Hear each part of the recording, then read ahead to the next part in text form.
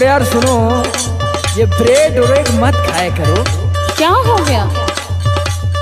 अरे पतली हो, अच्छी लगती हो। तो इससे क्या हो जाएगा? सुनो सुनो, बताइए। जब नाचे लू ये धनिया मैक्सी में कमर हिलाई के,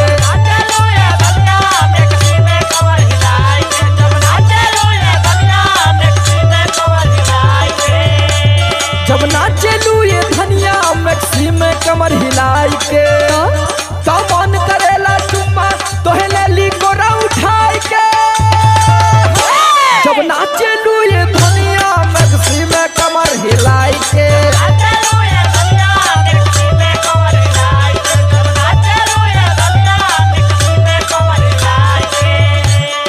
अच्छा तो ये बात है। हाँ यही बात है। तो तुम भी लुंगी मत पहना कीजिए। क्यों? सुनिए। सुनाइए। जब पहन के सैया कुर्ता आवेला पनमा खाई के,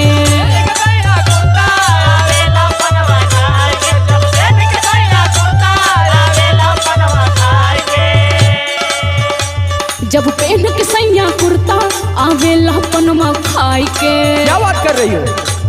तब मन करे कि भुइये तोहे कॉली प्यार सुताई के। जब पहन के सैया कुर्ता आवेला पनमा खाई के,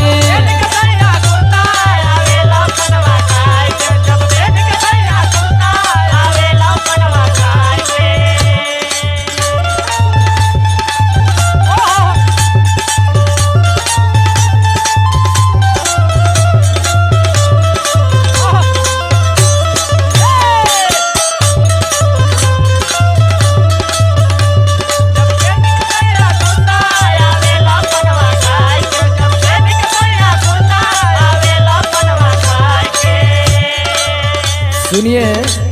क्या? आप में एक बात थोड़ी है, तो बहुत बात है। अच्छा। पुरुआ के झोंका के सिया में, कम केला चमेली ससिया में। आए हाय, इतना तारीफ मत कीजिए। सच्ची एकदम सत्य वचन है ये।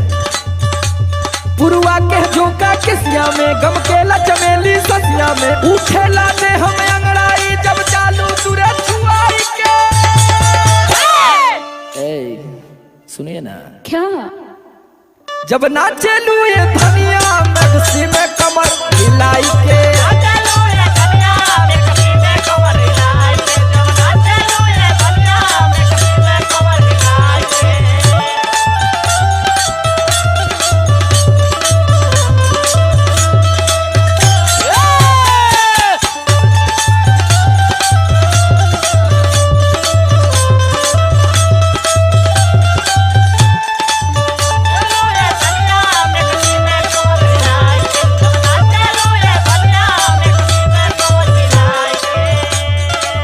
अरे वो सब तो ठीक है, लेकिन आप भी कुछ कम थोड़ी हैं।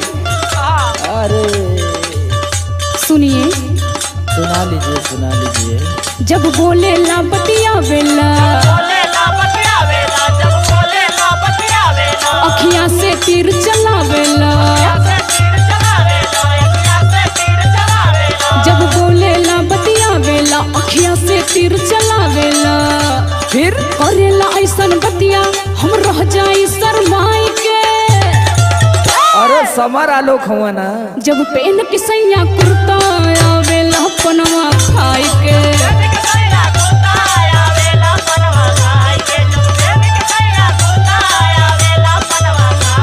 जब नाचे लू ये धनिया मैक्सी में कमर हिलाई के, जब पहन के कुर्ता सैया आवेला पनमा खाई के, जब नाचे लू ये धनिया मैक्सी में कमर हिलाई के, जब पहन के सैया कुर्ता आवेला पनमा खाई के, जब नाचे लू ये धनिया मैक्सी में कमर हिलाई के, जब पहन के सैया कुर्ता आवेला पनमा खाई के।